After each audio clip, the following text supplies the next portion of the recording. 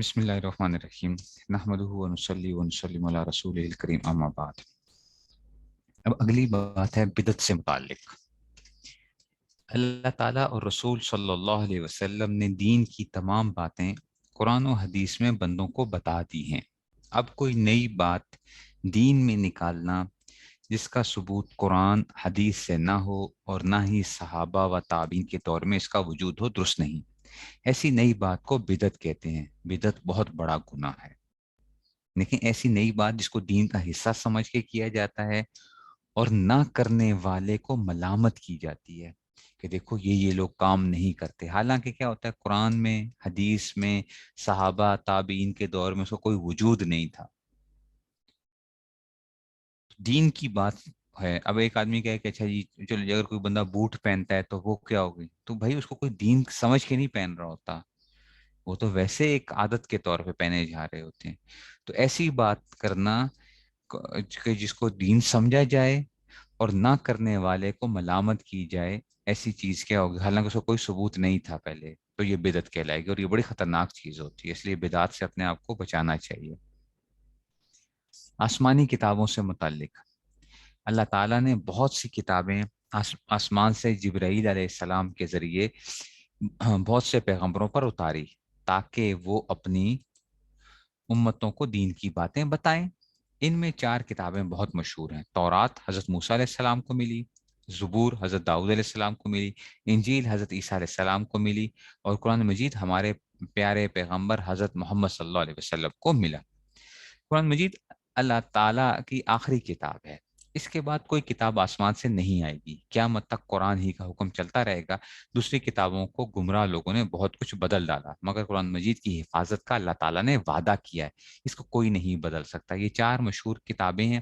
اس کے علاوہ صحیفے ہوتے تھے، وہ بھی اللہ تعالیٰ نے باقی انبیاء کے اوپر جو تھے وہ اتارے۔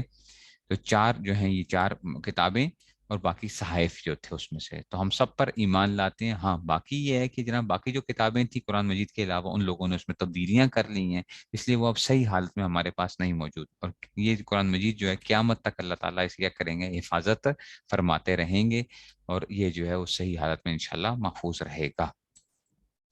پھر قیامت کے قریب اللہ تعالیٰ اس کو اٹھا لیں گے، اس کے حروف کو جو ہے، لیکن یہ ہے کہ اس کو کوئی رد و بدل انشاءاللہ اس میں نہیں ہو سکتی۔ صحابہ کرام رضی اللہ تعالیٰ عنہم سے متعلق ہمارے پیارے پیغمبر صلی اللہ علیہ وسلم کو جن جن مسلمانوں نے دیکھا ہے ان کو صحابی کہتے ہیں۔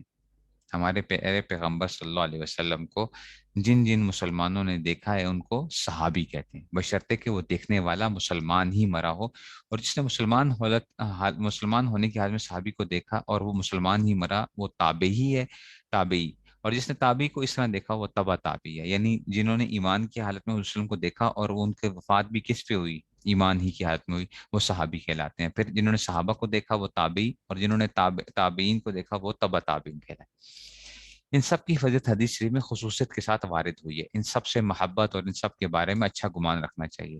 اگر ان کا آپس میں کوئی لڑائی جھگڑا سننے میں آئے تو اس کو بھول چوک سمجھے اور ان کی کوئی برائی نہ کرے۔ صحابہ کرام رضی اللہ عنہ میں سب سے زیادہ فضیلت والے 4 صحابی ہیں۔ صحابہ کرام کے درمیان میں آپس میں کچھ نہ کچھ کیا ہوئی ہے، کوئی اختلافات بھی ہوئے، جیسے کچھ جنگیں بھی ہو گئیں، سب کچھ، لیکن یہ ہمارا وہ نہیں ہے کہ ہم ان کے بارے میں کوئی بات کریں، ہمیں اپنی زبان بند رکھنی چاہیے۔ وہ اونچے لوگ تھے اور ہمارے اس میں سے کوئی وہ نہیں، ہمیں سارے صحابہ کے ساتھ محبت رکھنی چاہیے۔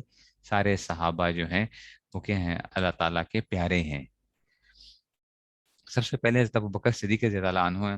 حضرت ابوبکر صدیق رضی اللہ عنہ رسول اللہ صلی اللہ علیہ وسلم کے بعد ان کے نائب بنے اور دین کا انتظام سنبھالا، اس لیے آپ خلیفہ اول کہلاتے ہیں۔ آپ تمام امت میں سب سے افضل ہیں۔ ان کے بعد عمر رضی اللہ عنہ ہیں، آپ دوسرے خلیفہ ہیں۔ ان کے بعد عثمان رضی اللہ عنہ، آپ تیسرے خلیفہ ہیں، اور ان کے بعد علی رضی اللہ عنہ، آپ چوتھے خلیفہ۔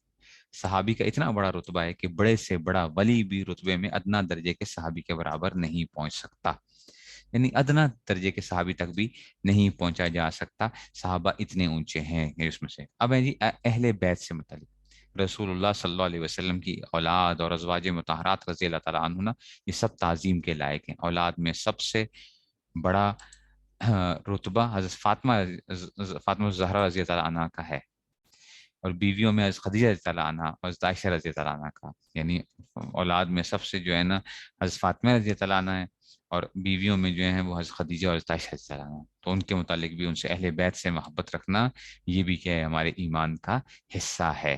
تو صحابہ بھی ہمارے لیے کیا ہمارے سروں کے تاج، اہل بیت بھی ہمارے سروں کے تاج ہیں. تو ان کے ساتھ جو ہے سب کے ساتھ محبت رکھنا یہ ہمارے لیے ضروری ہے. اللہ تعالیٰ ہمیں جو ہے ان حضرات کی جو ہے وہ سچی محبت دل میں نصیب فرمائے.